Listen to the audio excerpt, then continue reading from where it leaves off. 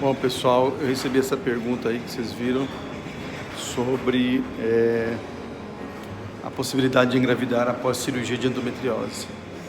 E a paciente questionando por que muitas mulheres não engravidam após a cirurgia. E aí eu vou conversar um pouco com você sobre isso para ficar bem claro.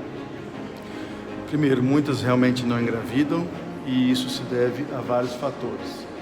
Talvez o principal fator seja a própria condição da doença e os efeitos que a doença pode provocar na pelve e no sistema reprodutivo feminino, né?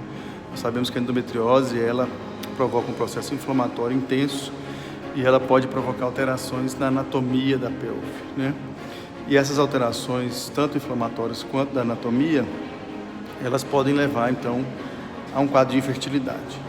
Quando se faz a cirurgia para endometriose, o objetivo da cirurgia é o que? É diminuir o processo inflamatório, né? Tirar todas as lesões de endometriose, diminuir o processo inflamatório e restituir a anatomia da pelve e do sistema reprodutivo. Ocorre que algumas mulheres têm um acometimento importante do ovário e das trompas, né? E isso muitas vezes é o fator responsável pela dificuldade para engravidar após a cirurgia. Uma outra questão é a questão ovariana. Nós sabemos que a cirurgia de endometriose, especialmente aquelas que têm endometrioma de ovário, quando a gente opera o endometrioma de ovário, a paciente perde folículo, né? Ela diminui a reserva ovariana. Então, muitas vezes o que acontece é que a mulher não engravida depois da cirurgia, ou porque as trompas já estavam comprometidas e muitas vezes a cirurgia não consegue fazer a trompa voltar ao estado normal dela, ou porque ela já tem uma diminuição da reserva ovariana e essa diminuição da reserva vai dificultar a nova gravidez, né? Ou pelo próprio processo de fibrose, cicatriz que a endometriose provoca durante o processo de recuperação, né? Além disso, outras causas de infertilidade podem estar presentes. Então é importante, sempre que se pense em tratar cirurgicamente a endometriose com o objetivo de gravidez, é importante avaliar se esse casal, né, não tem algum outro fator de infertilidade. Então, às vezes acontece o que? De paciente ser operada com o objetivo especificamente de engravidar, mas se não for feita uma avaliação adequada desse fator de infertilidade, pode acontecer de esse casal ter algum outro fator de infertilidade que não só a endometriose, e por conta disso a paciente ou o casal não conseguir a gravidez, tá? Então é importante a gente avaliar isso sempre, né? Se o objetivo é a gravidez, avaliar outro fator de infertilidade. O outro aspecto é avaliar sempre ficou um pouquinho escuro porque eu estou saindo do hospital já agora à noite. Um outro aspecto é avaliar sempre a reserva ovariana, né? Se o objetivo é operar endometriose para engravidar, para facilitar a gravidez, nós temos que olhar primeiro a reserva ovariana, além de avaliar outros fatores de infertilidade. Isso por quê? Porque a reserva ovariana, se a mulher tem uma reserva ovariana diminuída, não há indicação para a realização de cirurgia de endometriose profunda para tentativa de gravidez, né? O ideal é que ela faça logo um tratamento de reprodução assistida. Então, nesses casos, quando o paciente tem uma reserva diminuída ou quando tem uma idade um pouco mais avançada, lá pelos 37, 38 anos, a gente evita a cirurgia e tenta um tratamento de reprodução assistida, que provavelmente é o melhor caminho para essa paciente. Por quê? Se eu faço a opção por operar uma paciente com o objetivo de gravidez espontânea depois da cirurgia, não adianta eu operar essa paciente e para ela tentar engravidar por um mês. Eu preciso deixar essa paciente tentando engravidar pelo menos 6 meses a 1 ano, dependendo da idade, dependendo do caso.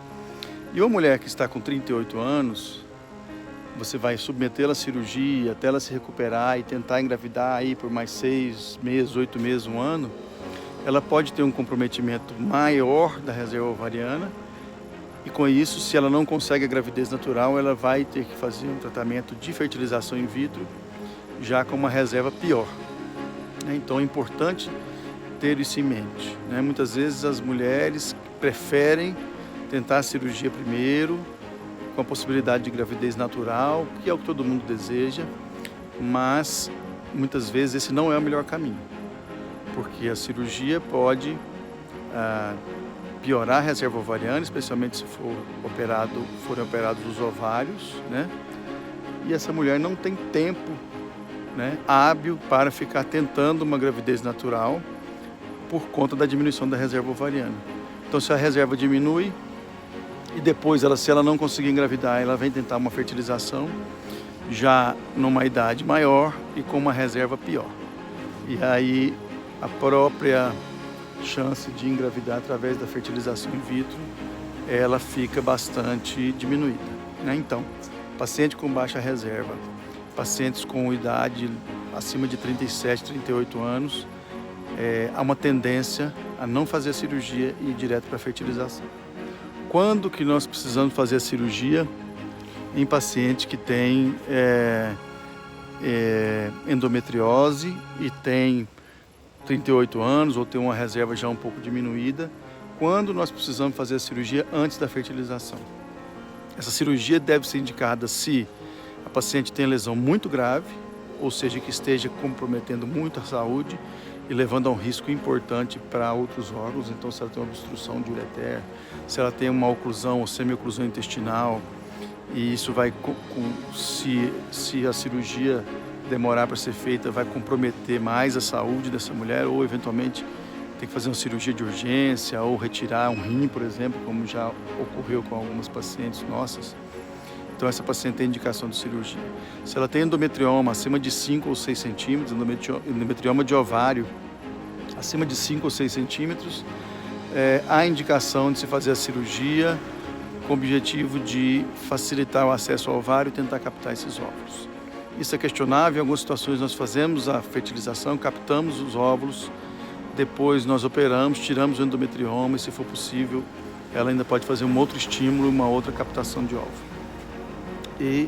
Então, nesses casos, ou quando, não sei se vocês sabem, mas para se fazer a coleta dos óvulos, através da fertilização in vitro, essa coleta é feita por via vaginal. Então, a gente coloca um aparelho de ecografia, um transdutor via vaginal, junto com um guia e uma agulha, e essa agulha vai através da vagina até o ovário, até onde está o folículo. A gente entra com a agulha dentro do folículo, aspiramos o líquido folicular e com isso vem o óvulo.